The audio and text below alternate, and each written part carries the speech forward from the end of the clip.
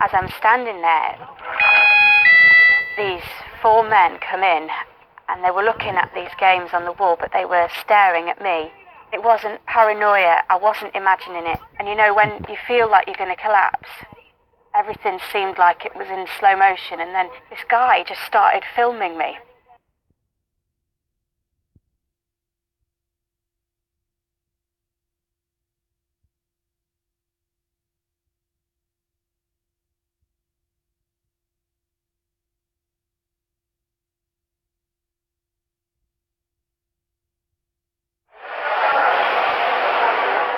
Window shopping was about safety, not sales, looking always for an obsessed former colleague who said he wanted to both love and kill her. But when the stalker couldn't stay hidden, he recruited others to follow her, to make her fear for her life. Constant thinking that, you know, someone's going to kill me. Today, maybe it's today. Janice constantly checks who's nearby after years of being gang-stalked in Liverpool. To protect her identity, how she looks now, she's portrayed by an actress and we've changed her name. This is how she described the moment the gang first appeared.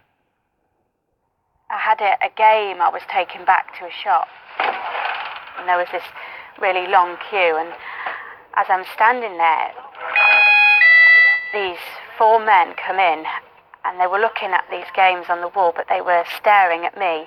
It wasn't paranoia, I wasn't imagining it. And you know, when you feel like you're going to collapse, everything seemed like it was in slow motion, and then this guy just started filming me. And then he smirked. Never seen any of them before, ever. I felt literally trapped. If they're so brazen to do that in front of me, what else could they do? Janice's steps have been traced repeatedly, yet those who block exits, bump into her, terrify her, have never been caught. By the time she's begged shop staff or security to call police, they've fled. CCTV footage hasn't helped. Her original stalker's untraceable. Could we look at which barristers are available with stalking expertise? Solicitor Rachel Horman helps stalking victims nationwide from her practice in Blackburn. She says gang cases aren't unheard of. I've got several cases where that is happening, and it makes it very, very difficult because you can't tackle all of them. You don't even know who they all are. And psychologically, for a victim, it's awful because every time they leave the house, everybody is a potential stalker because they don't know who they are, who they're looking for.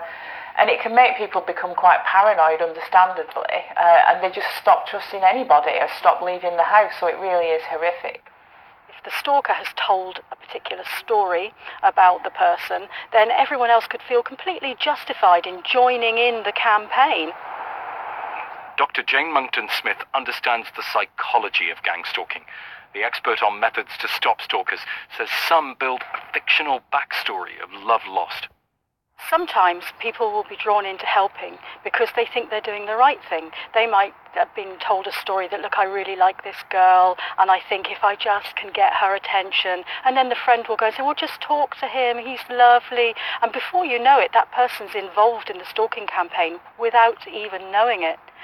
Some people get involved for other reasons, but I think most people have no idea of the impact. A life lived on edge is the impact on Janice. Lived away from anywhere she believes the gang could spot her. Lived in fear she could join those for whom stalking ends the worst way. Women feel like they're slowly being murdered. Well, I feel like that, and I feel like I can't tell anyone that. That nightmare's never ended for me.